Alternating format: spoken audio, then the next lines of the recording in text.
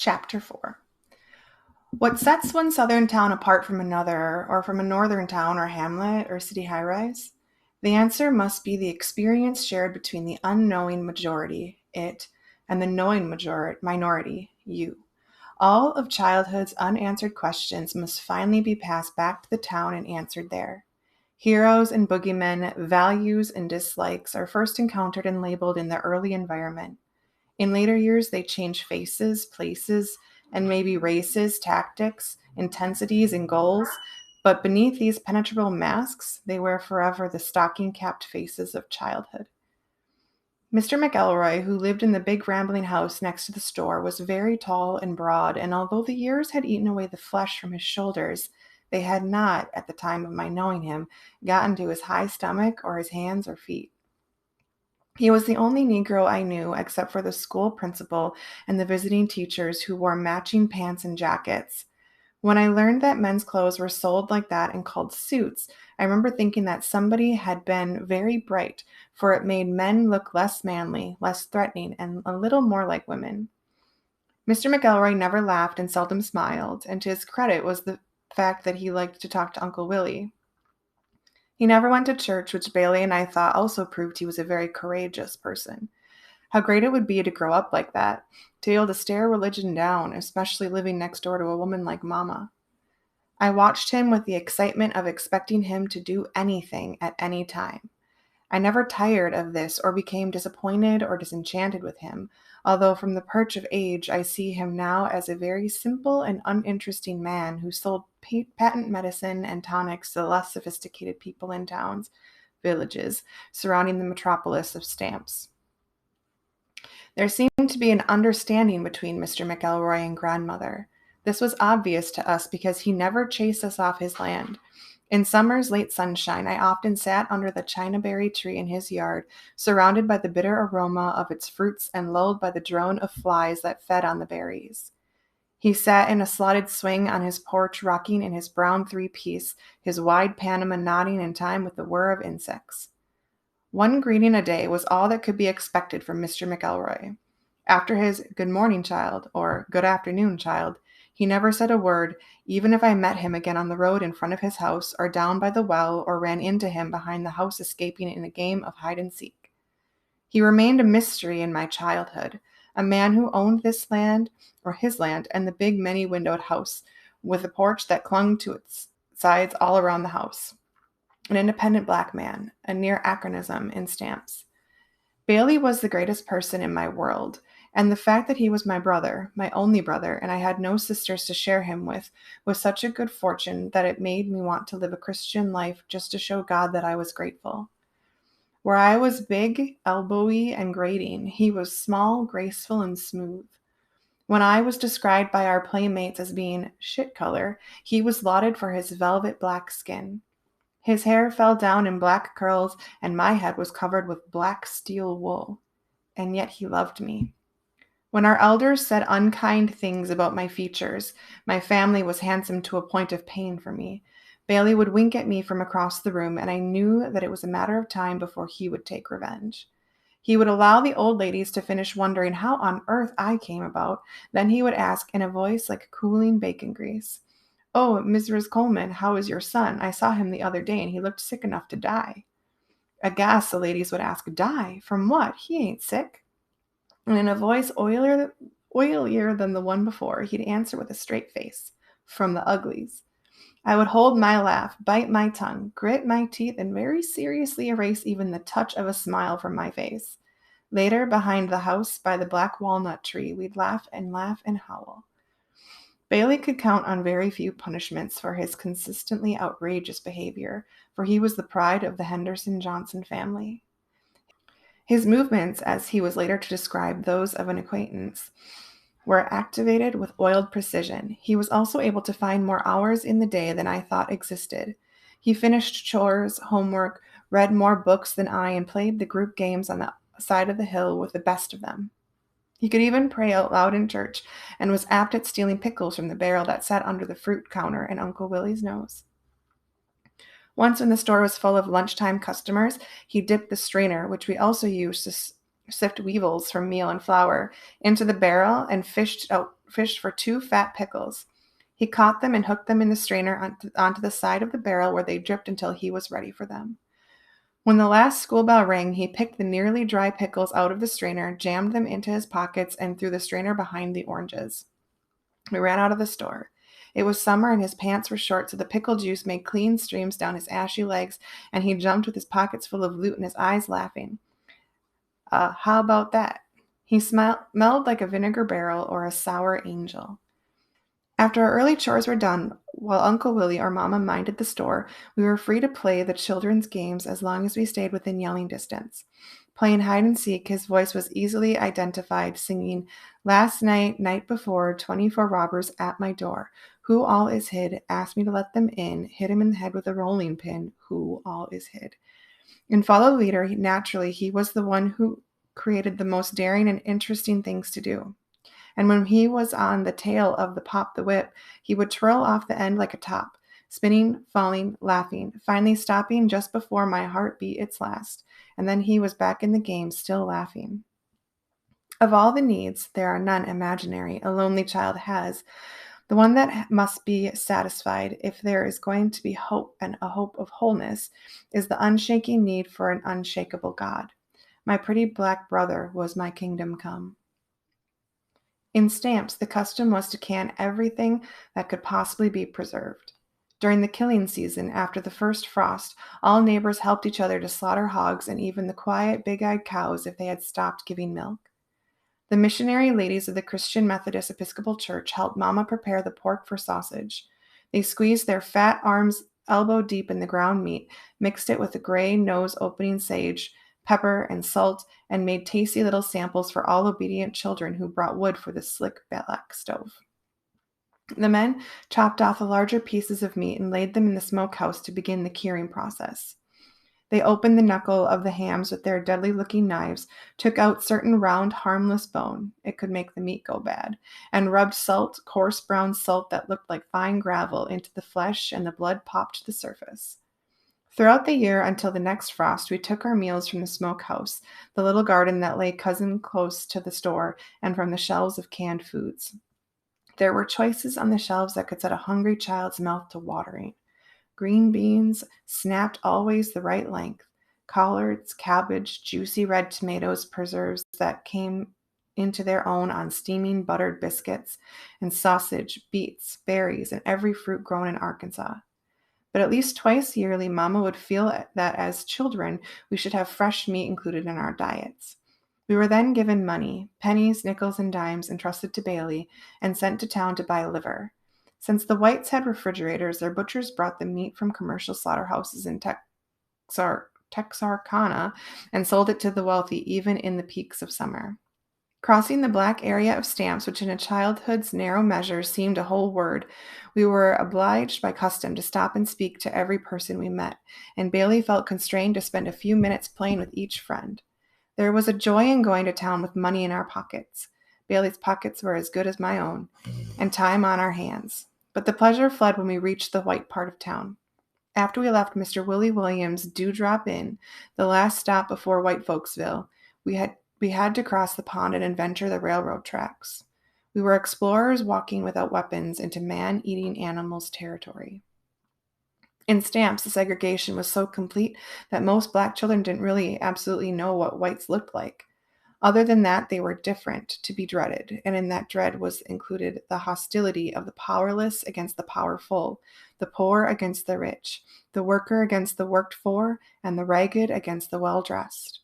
I remember never believing that whites were really real. Many women who worked in their kitchens traded at our store, and when they carried their finished laundry back to town, they often set the big baskets down on our front porch to pull a singular piece from the starched collection and show either how graceful was their ironing hand or how rich and opulent was the property of their employers. I looked at items that weren't on display. I knew, for instance, that white men wore shirts as Uncle Willie did, and that they had an opening for taking out their things and peeing, and that white women's breasts weren't built into the dresses, as some people said, because I saw their brassieres in the baskets. But I couldn't force myself to think of them as people. People were Mrs. Legrone and Mrs. Hendricks, Mama, Reverend Sneed, Lily B., and Louise and Rex. White folks couldn't be people because their feet were too small, their skin too white and see-throughy, and they didn't walk on the balls of their feet the way people did. They walked on their heels like horses. People were those who lived in my side of town. I didn't like them all, or in fact any of them very much, but they were people. Those others, the strange pale creatures that lived in their alien unlife, weren't considered folks. They were white folks.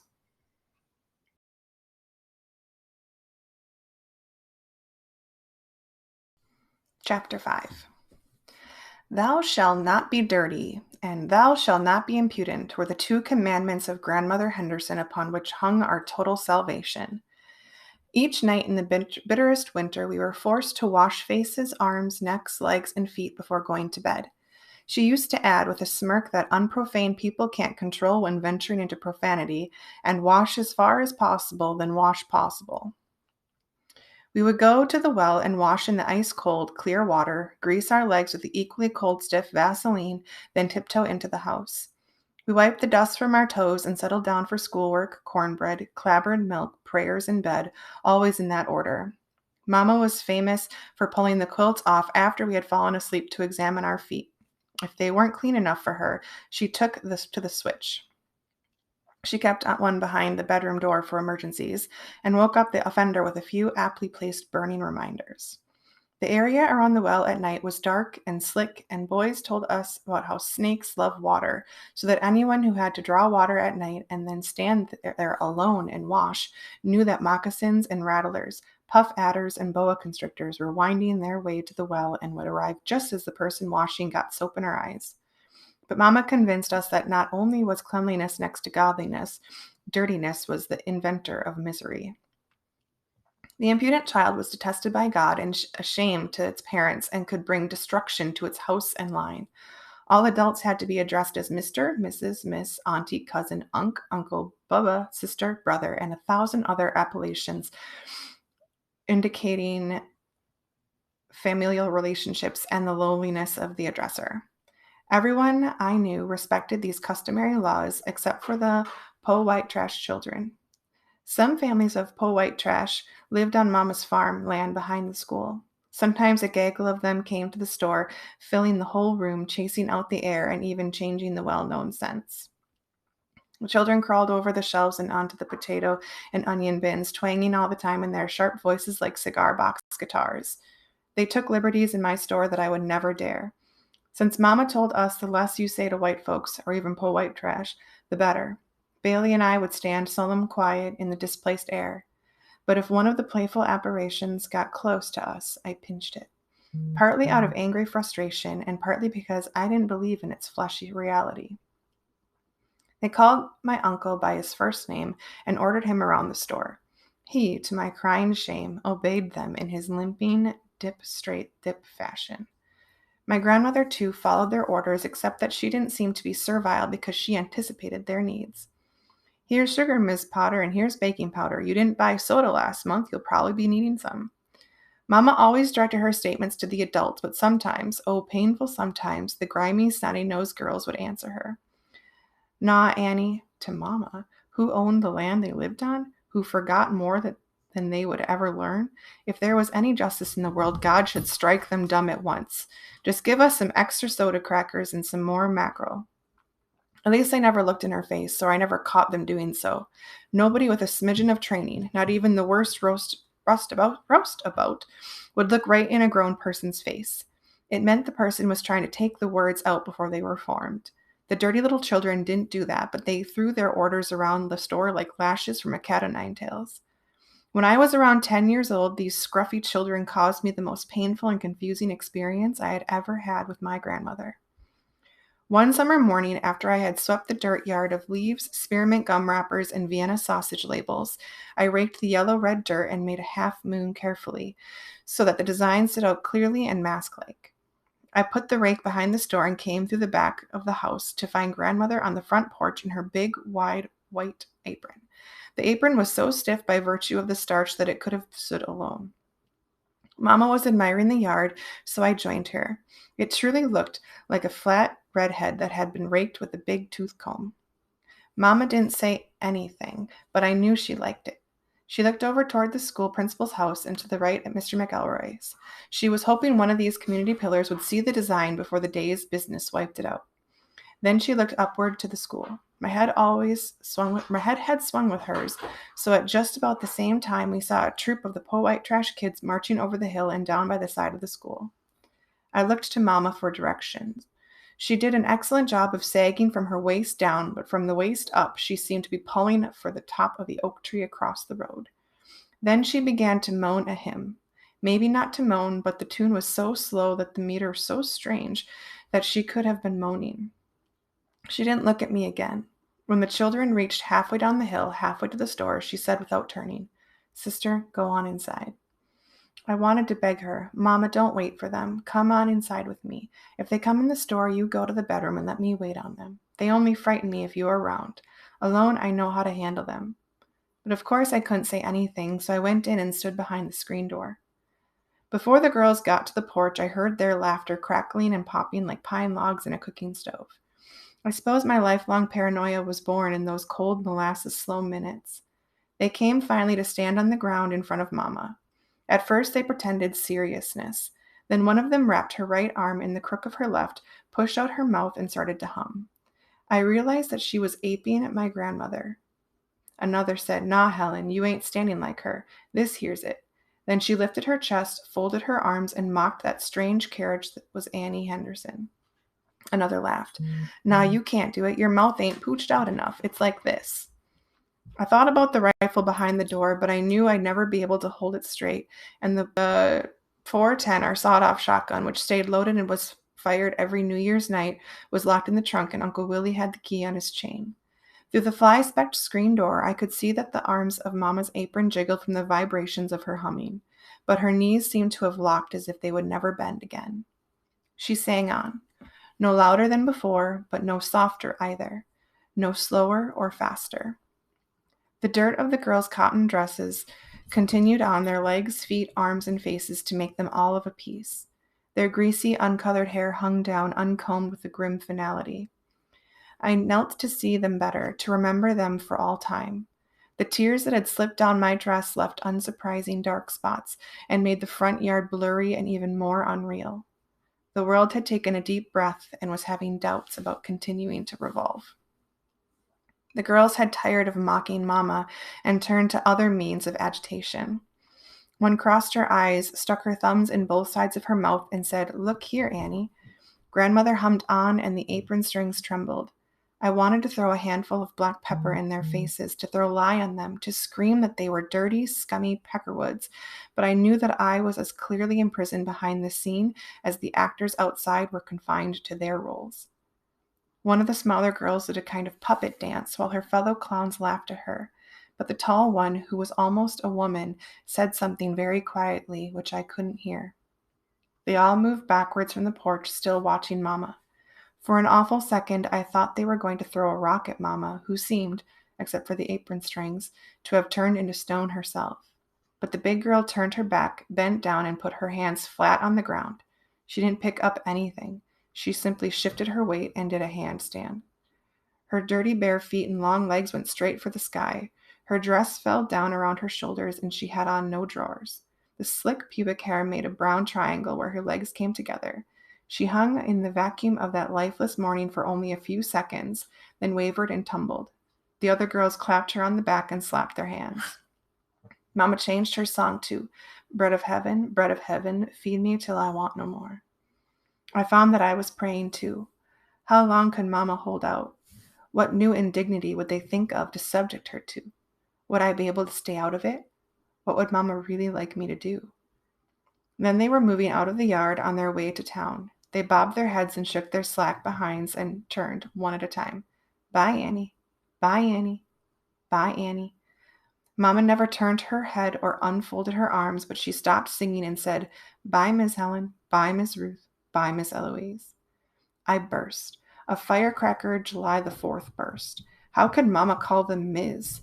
The mean, nasty things. Why couldn't she have come inside the sweet, cool store when we saw them breasting the hill? What did she prove? And then if they were dirty, mean, and impudent, why did Mama have to call them Ms.? She stood another whole song through and then opened the screen door to look down on me crying in rage. She looked until I looked up. Her face was a brown moon that shone on me. She was beautiful. Something had happened out there which I couldn't completely understand, but I could see that she was happy.